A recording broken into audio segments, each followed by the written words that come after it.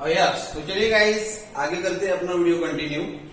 हम जो है प्रीवियस वीडियो तक का जो है बेटा अपन ने ये देख लिया था कि किस तरीके से सरफेस केमिस्ट्री में हमने जो है इनके बीच का डिफरेंशिएट वगैरह देख लिया था, physical absorption and chemical absorption. उसके बाद का अगला टर्म है इफेक्ट ऑफ प्रेशर, जिसको हम बोलते हैं एड्सॉर्प्शन आइसोथर्म। Adsorption isotherm. अब ये एड्सॉर्प्शन आइसोथर्म क्या है? तो एड्सॉर्प्शन तो अपने को पता ही है, आइसोथर्म भी अपन ने सुना है कि what is the isotherm. Yes, तो आइसो मतलब सेम, थर्म का मतलब जो होता है वो होता है आपका टेम्परेचर, यानी आइसोथर्मल ऐसा प्रोसेस जिसमें टेम्परेचर क्या हो, तो आपका टेम्परेचर यहाँ पर कांस्टेंट रहेगा, उसको आइसोथर्म बोलते हैं। ठीक है, तो एड्सॉर्प्शन आइसोथर्म किस तरीके से बोलेंगे अपन? तो अपन बोलेंगे कि if the graph is plot in between extent of adsorption versus pressure at constant temperature is called as the adsorption isotherm। ठीक है, यानी अगर हम जो है वो एक तरह की ग्राफ प्लॉट करें और ग्राफ जो हमने को प्लॉट करना है वो किसके किसके बीच में ग्राफ प्लॉट करना है? तो ग्राफ प्लॉट करना है, plot the graph in between extent of adsorption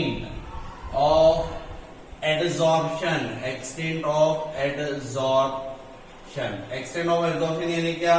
तो extent of adsorption यानी x upon m। ठीक है, versus extent of adsorption versus pressure लेना है अपने को at constant temperature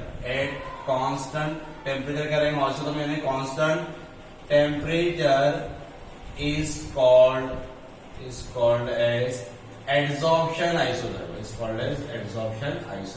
ठीक है, सभी के क्लियर हो चुका होगा कि भाई अगर हम एक तरह की ग्राफ प्लॉट करें, ग्राफ प्लॉट किसके किसके बीच में करना है? एक्सटेंट ऑफ एड्सॉर्प्शन, ठीक है, versus pressure at constant temperature, क्योंकि आइसोथर्म की बात कर रहे हैं, is called as the adsorption isothermal. ठीक है, इसको एड्सॉर्प्शन आइसोथर्मल कहा जाता है, फ्रेंडली एड्सॉर्प्शन। इसको एक और by the name of scientist को बोला जाता है फ्रेंडली आइसोथर्म। ठीक है, by the name friendly is the name of scientist. He give the mathematical equation for the isotherm। ये एक साइंटिस्ट का नाम है, इसने एक मैथमेटिकल इक्वेशन दिया था। मैथमेटिकल इक्वेशन क्या थी? तो मैथमेटिकल इक्वेशन इसकी थी x upon m is directly proportional to p of power 1/n।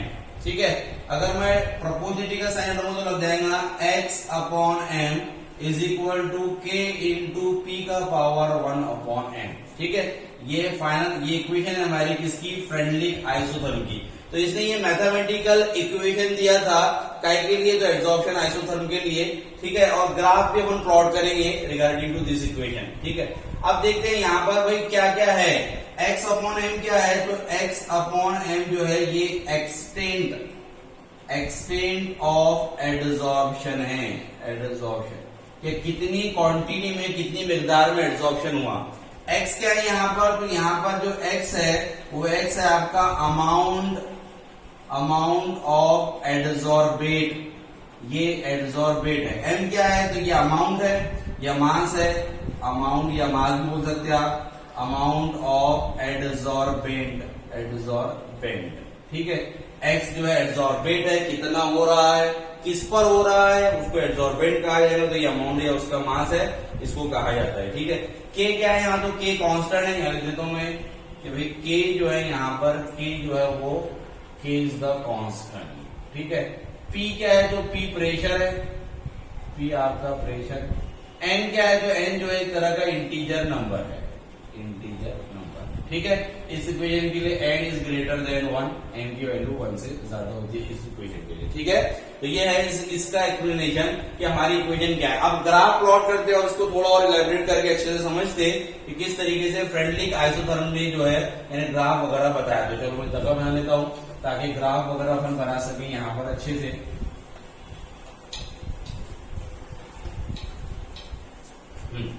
तो चलिए देख, अब यहाँ पर हमको ग्राफ प्लॉट करना है, तो ग्राफ अपने को प्लॉट करना है x upon m, extent of absorption against pressure.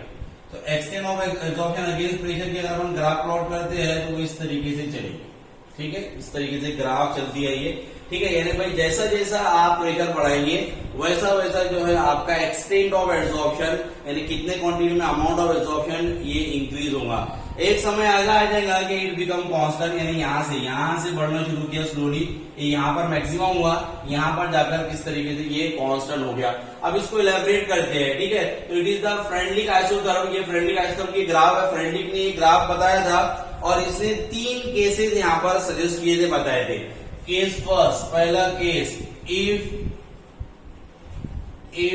1/n is equal to 0, अगर 1/n की वैल्यू बोलते 0 ले लेंगे तो जो इक्वेशन थी हमारी, क्या इक्वेशन थी अपनी? इक्वेशन थी हमारी x upon m is equal to k into p का पावर 1 अपॉन n, ये इक्वेशन थी। तो ये इक्वेशन क्या हो जाएंगी? तो इट इक्वेशन बिकम, ये इक्वेशन जो है हमारी वो इक्वेशन हो जाएंगी x upon m is equal to k into power 0। ठीक है, p का पावर 0 हो जाएगा, यानी यहाँ पर 1/n की वैल्यू 0, तो p भी क्या हो जाएगा? प्रेशर। अगर p प्रेशर 0 हो गया, इसका मतलब ये हो गया क्या? इंडिपेंडेंट ऑन प्रेशर, यानी ये प्रेशर पे इंडिपेंडेंट होता है, ये प्रेशर पे इंडिपेंडेंट होता है। ऐसा कब देखने को मिलता है? ये जो इक्वेशन आती है हमारी, ये equation, this equation is seen eight high temperature, sorry ये हाई प्रेशर पे देखने को मिलती है, यानी ये यहाँ पर होल्ड करेगी इससे हाई प्रेशर। जैसा प्रेशर हाई हो जाएगा तो प्रेशर हाई होने के बाद में ये देखा गया है कि x upon is equal to k, P0 यानी x upon m is equal to k, क्या आ जाएगा? P की वैल्यू 0 तो ये भी 0 हो जाएगा, यानी प्रेशर पे इंडिपेंडेंट होता है, प्रेशर से कोई लेना देना नहीं है। आप देख भी रहे ग्राफ में कि प्रेशर पे आप डिपेंड नहीं है, स्ट्रेट लाइन इस तरीके से कांस्टेंट चलता जा रहा है, यानी अब प्रेशर से इसको कोई लेना देना नहीं है। ये पहली इक्वेशन इसने बताया था। दूसरी इक्वेशन सेकेंड वाली अगर अपन देखें कि if 1/n is equal to 1, अगर 1/n जो है वो 1 के बराबर हो जाए तो मेरे पास में इक्वेशन आएंगी x upon m is equal to k into p. अब ये p आ जाएगा, 1 है तो 1 रखेंगे, p का पावर 1 यानी 1 हो जाएगा हमारे पास। ये कहां पर बताया इसने? तो ये बताया इसने एट लो प्रेशर। ये इक्वेशन कहां पर होल्ड करती है? तो ये लो प्रेशर पे होल्ड करेगी, यानी ये यहां पर करेगी x upon m is equal to k into p, यहाँ पर। अब बन गया हमारे पास में ये मॉडरेट। तो तीसरा केस बनता है यहाँ पर इन मॉडरेट कंडीशन, मॉडरेट यानी मीडियम। तो मॉडरेट कंडीशन की बात करें तो मॉडरेट कंडीशन में सेम इक्वेशन होल्ड करेंगी। वो इक्वेशन क्या रहेंगी? तो इक्वेशन रहेंगी x upon m is equal to k into p की पावर 1/n, यानी जो स्टार्ट की इक्वेशन थी यहाँ पर, यानी ये यहाँ पर होंगी x upon m is equal to k into p का पावर 1/n। और यहाँ पर कौन सी इक्वेशन होंगी? तो यहाँ पर इक्वेशन जो होंगी वो होंगी आपकी x/m is equal to k into p. ठीक है, तो इस तरीके से 3 केसेस बताया था फ्रेंडलिक ने 3 केसेस बताया था, फर्स्ट, सेकेंड एंड थर्ड। तो ये ग्राफ है x upon m, it is the extent of absorption against pressure. Pressure के साथ साथ में जो है बेटा वो आपका एक्सटेंट ऑफ एब्जॉर्प्शन यानी एब्जॉर्प्शन की क्वांटिटी बढ़ती जाएगी। शुरुआत में स्लो थी, फिर बड़ी, फिर मैक्सिमम हुई, एक समय आएगा यहाँ पर जो है वो कांस्टेंट हो गई। इसके रिगार्डिंग अपन ने 3 इक्वेशन बताए किस तरीके से ये इक्वेशन होगा। ठीक है, चलिए अब आगे देखते हैं अपन कि अगर इसी इक्वेशन को अपन लेके चले और इस इक्वेशन को लेकर अपन यहाँ पर एक ग्राफ लॉग ले लेते हैं, यहाँ पर taking log on both side. अगर दोनों साइड में लॉग लेते हैं यहाँ पर इस इक्वेशन में taking log on both side, दोनों साइड में अगर मैं लॉग ले लेता हूं तो यहाँ पर हो जाएगा मेरे पास में log x upon m is equal to log k into का क्या हो जाएगा प्लस लॉग p 1 का पावर। ठीक है, इक्वेशन हमने को पता है कि लॉग a का पावर b या लॉग n का पावर m, तो वो सामने आ जाता है। तो ये इक्वेशन रहेगी तुम्हारी log x upon m is equal to log k plus यहाँ पर हो जाएगा 1/n लॉग p। इस तरीके से हो गया। अब इससे इस इक्वेशन आपकी लॉग करके फाइनल इक्वेशन आएंगी इसकी हमारा फ्रेंडलिक एड्सॉर्प्शन। ये इक्वेशन से अगर ग्राफ बनाए तो ये इक्वेशन जो है ग्राफ बनेगा y इज इक्वल टू ये रहेगा c और ये रहेगा मेरे पास में xm। ठीक है, तो कुल मिला के y is equal to xm plus c type का ग्राफ अपने को देखने को मिलेगा। अब जरा देखो किस तरीके से ग्राफ हो जाएगा।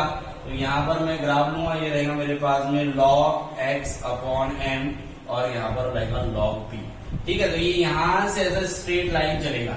ठीक है, स्ट्रेट लाइन चलेगा, ये इसकी ओरिजिन है यहाँ से। इसको कहा जाएगा इंटरसेप्ट। ये वाला पार्ट जो रहेगा उसको इंटरसेप्ट कहा जाता है। ये होता है आपके log k के, the value of intercept is equal to log k। ठीक है, अगर मैं इस एंगल को थीटा मान लू, थीटा तो ये हो जाएगा मेरे पास में tan theta is equal to slope, और ये जो स्लोप होगा वो is equal to 1 upon m के होता है। ठीक है, तो इस तरीके से ये हो गई आपकी इसकी इक्वेशन एड्सॉर्प्शन आइसोथर्मल। लॉग लेके दोनों साइड में लॉग लेके लेंगे तो ये इक्वेशन है। इस इक्वेशन को याद रखेंगे, जो कुछ है इसमें यहीं से क्वेश्चन आएगा, कोई ज्यादा टफ नहीं, इजी सिंपल सा मैथमेटिक है। अगेन देख लो, लॉग लगाया दोनों टाइम पर, log x upon m is equal to log k।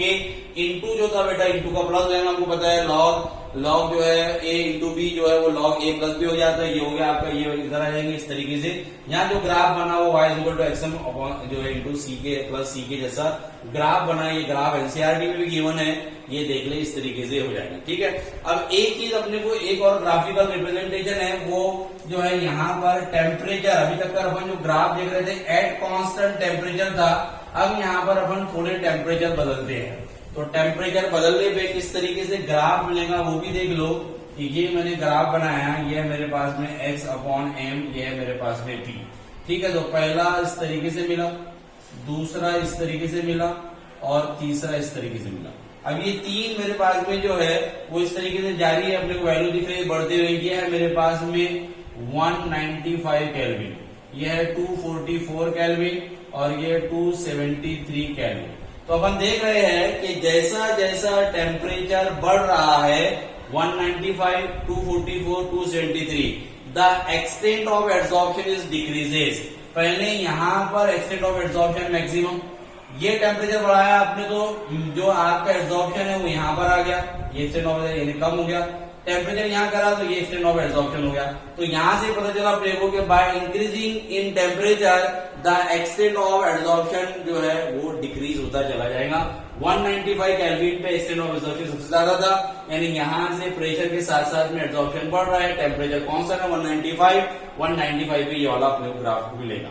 उसके बाद में ये 224 पे 273 पे, यानी जैसे जैसे आप टेम्परेचर बढ़ाते हैं वैसा वैसा आपका एड्सॉर्प्शन जो है वो क्या होता चला जाता है बेटा, कम कम कम कम डिक्रीज होता चला जाता है। ये भी ग्राफ अपने को एनसीईआरटी में गिवन है, इस तरीके से समझना है। सिंपल है, आसान है, कोई ज्यादा कॉम्प्लिकेटेड पार्ट इसके अंदर कुछ है ही नहीं बताने के लिए। ये अपना ग्राफिकल रिप्रेजेंटेशन है। उसके बाद में अब अगली चीज देखते हैं अपन इसका फेल्यूअर, कि भाई फेल्यूअर क्या है, फेल्यूअर ऑफ एड्सॉर्प्शन आइसोथर्म। तो जो फ्रेंडली एड्सॉर्प्शन आइसोथर्म है उसका फेल्यूअर ये है बेटा, यानी ये फेल्यूअर हो गया था। यहां से क्वेश्चन आ सकता है कि भाई फेल्यूअर ऑफ फ्रेंडली आइसोथर्म, या फ्रेंडली आइसोथर्म का फेल्यूअर क्या है। तो यही फेल्यूअर है जो इसने ग्राफ जो है बनाई थी यहाँ इस तरीके से, ये कांस्टेंट। तो यहाँ पर ये प्रेशर के साथ साथ में कांस्टेंट क्यों हो जाता है वो अपन देख रहे हैं। तो वो अपने को इस तरीके से गिवन है कि जो आपका एक कांस्टेंट, इस पे देखिए अपन कि भाई जब कभी प्रेशर के बाद में ये कांस्टेंट हो जाता है तो उसका फेल्यूअर ये है। ये देखा गया है कि एक्सपेरिमेंटल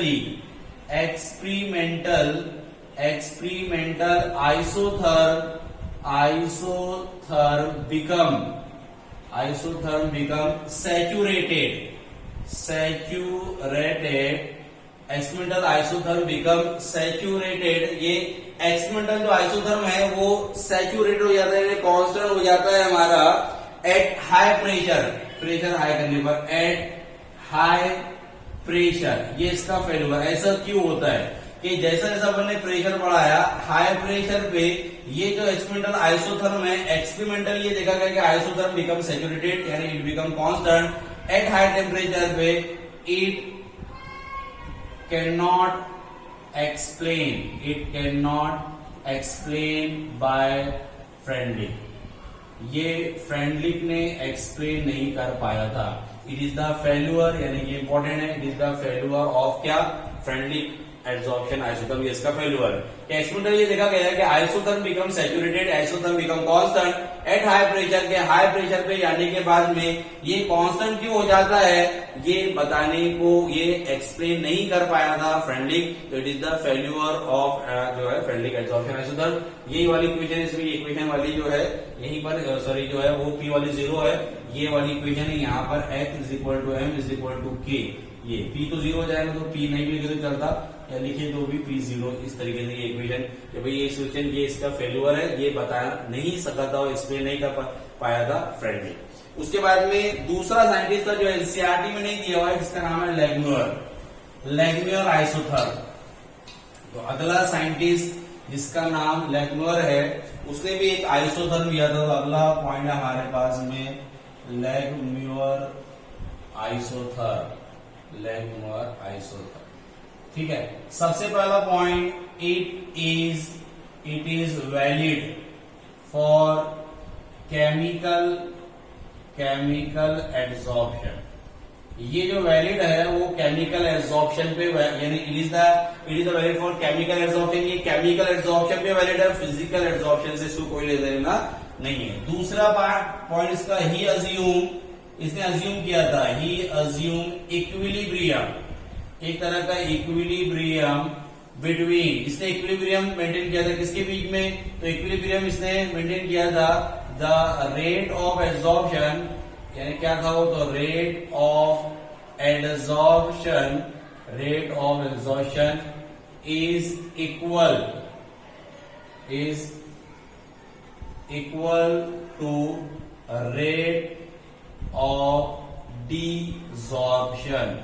डिसॉर्प्शन इससे पहले भी देख लिया अपन ने बेटा कि जितना, यानी कोई एक सरफेस है, इस सरफेस पे इनिशियली जो होगा रेट ऑफ एड्सॉर्प्शन ज्यादा रहेगा। इनिशियली अगर मैं यहाँ पर बोल दूं कि यहाँ पर हमारे पास में 50 मॉलिक्यूल जो है गैस के एड्सॉर्ब हो गए, ठीक है, इनिशियली ये था, या 20 मॉलिक्यूल एड्सॉर्ब हो गए तो पकड़ लो। अब 20 के बाद में जो 21वां आता है, तो जैसे 21वां निकलेगा आएगा यहाँ पर, जितनी स्पीड से जितनी रेट से उतना ही वो बाहर चला जाएगा, यानी जितने 21वां जो मॉलिक्यूल है गैस का, वो जैसा एड्सॉर्ब होगा वैसा ही डिसऑर्प्शन भी होगा उसका, एड्सॉर्प्शन डिसऑर्प्शन। तो यहाँ पर एक तरह का इक्विलिब्रियम मेंटेन हो जाता है, ये इसने अज्यूम किया था। और अज्यूम करने के बाद में इसने ये फॉर्मूला दिया था कि जो x अपॉन m है इज इक्वल टू, बोलता है x upon m is equal to a into p upon 1 plus bp, ये इसकी इक्वेशन, ठीक है, ये इसकी इक्वेशन थी। इस इक्वेशन में उसने क्या किया था, इस इक्वेशन में उसने 1 को निगलेक्ट किया था, ये वाला, ठीक है। तो 1 इज निगलेक्टेड, यानी 1 को निगलेक्ट करेंगे, बोलता है एट हाई प्रेशर, यानी जो फेल्यूअर था हमारा फ्रेंडलिक का, वो उसको इसने जो है दूर किया था। At high pressure 1 become neglected, यानी ये निगलेक्ट हो जाएगा। अगर ये निगलेक्टेड है तो मैं क्या लिखूंगा, तो मैं लिखूंगा x upon m is equal to a into p, ये तो निगलेक्ट है मेरे पास में, नीचे आ जाएगा bp, p से p कैंसल, तो फाइनल आ गया मेरे पास में x upon m is equal to a upon b। ये ab क्या है, तो ये ab कांस्टेंट है, ab क्या है, कांस्टेंट। तो भाई Q कांस्टेंट हो जाता है, Q जो है प्रेशर कांस्टेंट हो जाता है at high, Q adsorption constant हो जाता है एट हाई प्रेशर पे। ये फ्रेंडलिक नहीं बता सका था, लेकिन ये आपका लैगम्यूर आइसोथर्म ने प्रूव कर दिया था कि ऐसा क्यों होता है। तो ए बी क्या होता है, तो ए बी कांस्टेंट होता है, x अपॉन m कांस्टेंट, तो ये इसने हाई प्रेशर पे एक्सप्लेन कर दिया था लैगम्यूर के इक्वेशन में। ठीक है बेटा, यहाँ तक आई होप के समझ में आ गया, थोड़ा फास्ट हो रहा है, अगर कोई डाउट डिफिकल्टी है तो पूछ लेना। ठीक है, चलिए अब यहाँ पर लास्ट पार्ट है इसका, फिर अगला पार्ट चुनूंगा अपना कैटलिस्ट को बाद में। आखिरी पार्ट ये अपने एनसीईआरटी में दिया हुआ है कि adsorption for solution, adsorption for solution. तो अपन देखते हैं एड्सॉर्प्शन फॉर सॉल्यूशन। ठीक है, एड्सॉर्प्शन फॉर सॉल्यूशन मतलब ये अभी तक कर अपन जो बात कर रहे थे वो सॉलिड सरफेस पे अपन लिक्विड को एड्सॉर्ब करवा रहे थे। अभी तक क्या कर रहे थे हम किसी सॉलिड सरफेस पे लिक्विड को एब्जॉर्ब करवा रहे थे, लेकिन अब अपन क्या करेंगे यहाँ पर एब्जॉर्प्शन फॉर सॉल्यूशन, यानी यहाँ पर ये होगा कि लिक्विड इंटरैक्ट विद किसके, इंटरफेस विद जो है आपके सॉलिड, यानी लिक्विड को सॉलिड के साथ में इंटरैक्ट कराएंगे। इसमें एग्जांपल दिया हमारे पास में कि एसिटिक एसिड, ठीक है, प्लस यहाँ पर हमारे पास में रहेगा चारकोल, है क्या दिया हुआ एक एग्जांपल। दूसरा एग्जांपल है हमारे पास में, एक एग्जांपल तो ये है, दूसरा एग्जांपल हमारे पास में लिटमस सॉल्यूशन, पर्पल कलर का लिटमस सॉल्यूशन प्लस चारकोल। अब समझिए क्या है यहाँ पर, तो यहाँ पर अगर मेरे पास में एसिडिक एसिड में मैंने क्या किया, एसिडिक एसिड में मैंने यहाँ पर चारकोल डाल दिए इस तरीके से। ये मेरे पास में एसिटिक एसिड का सॉल्यूशन है जिसका कॉन्सेंट्रेशन है, मैं मान लेता हूँ 0.5 मोल है, इतना मेरे पास में कॉन्सेंट्रेशन, ठीक है। मैंने इसमें क्या कर दिया, ये सॉल्यूशन है, ये जो रेड वाला है वो रेड वाला मेरे पास में चारकोल है। अब चारकोल क्या है, तो चारकोल एक तरह का एडजॉर्बेंट है बेटा, एडजॉर्बेंट। ये क्या करता है, तो ये एड्सॉर्ब करता है। तो चारकोल ने क्या किया, एसिडिक एसिड के मॉलिक्यूल को एड्सॉर्ब करना शुरू कर दिया। एड्सॉर्ब करते करते करते करते थोड़ी देर के बाद में अपन ने ये देखा, तो अपन ने ये देखा कि the concentration of solution is decreases. Concentration क्या हो जाएगा, डिक्रीज हो जाएगा। क्यों, तो due to adsorption by the charcoal. Charcoal के जरिए जो एड्सॉर्प्शन हुआ उसके वजह से बेटा इसका क्या हो जाएगा, आपका डिक्रीज हो जाएगा। सेम उसी तरीके से अगर लिटमस सॉल्यूशन पर्पल कलर का होता है, उसमें आपने चारकोल डाल दिया, तो चारकोल डालने के बाद में पर्पल कलर जो है वो डिसअपियर होना शुरू हो जाता है, is due to the adsorption phenomena. यानी एनसीईआरटी में ये वन अपने को एड्सॉर्प्शन फॉर सॉल्यूशन। दो एग्जांपल याद रखना है, acidic acid plus charcoal, litmus solution plus charcoal. Charcoal क्या करेगा, तो चारकोल पहले केस में कॉन्सेंट्रेशन को घटाएगा एड्सॉर्ब करके, दूसरे केस में क्या करेगा, तो दूसरे केस में बेटा अपन ये सॉल्यूशन को डीकलराइज करेगा। ये भी याद रखना, यानी ये यहाँ पर चारकोल जो है वो डीकलराइज दी सॉल्यूशन, यानी ये इसको क्या करते चला जाएगा, डीकलराइज करते चला जाएगा, ठीक है।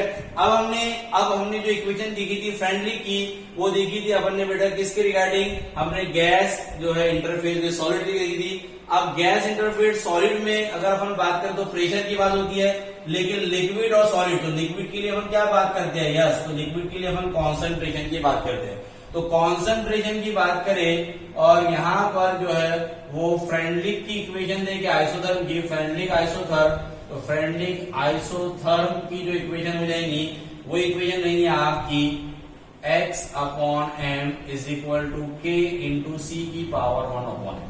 व्हाट इज C, तो C यहाँ पर कॉन्सेंट्रेशन है, बाकी सब जैसा का वैसा है, कोई चेंज नहीं है, बस प्रेशर की जगह पर कॉन्सेंट्रेशन लेना है बेटा। क्यों लिया कॉन्सेंट्रेशन, क्योंकि यहाँ पर लिक्विड सॉलिड की बात हो रही है। पहले केस में बात किसकी थी, तो पहले केस में बात गैस जो है वो सॉलिड की थी। गैस के लिए अपन प्रेशर ले लेते हैं, लिक्विड के लिए कॉन्सेंट्रेशन लिया जाता है। चलो इसको अगर लॉग लगाएंगे तो ये जाएगा log x/m is equal to log k plus यहाँ पर हो जाएगा बेटा आपका, डायरेक्ट लिख देता हूं 1/n जो है यहाँ पर हो जाएगा आपका log c। तो it is the final equation, friendly isotherm equation for the किसके लिए, एड्सॉर्प्शन फॉर सॉल्यूशन, यानी लिक्विड इंटरफेस विद सॉलिड। क्योंकि किसी लिक्विड का सॉलिड के साथ में जो इंटरफेस होगा उसके लिए ये फ्रेंडलिक का जो है वो इक्वेशन है। आई होप कि यहाँ पर क्लियर होगा।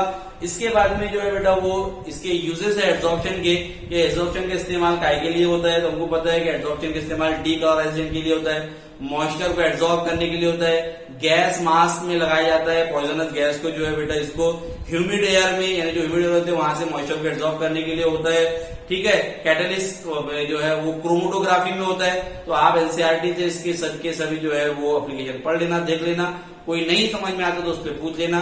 यहाँ पर ये पार्ट खत्म हुआ, अगले वीडियो में अगला पार्ट करेंगे। चलिए यहाँ रुकते हैं, ओके बाय।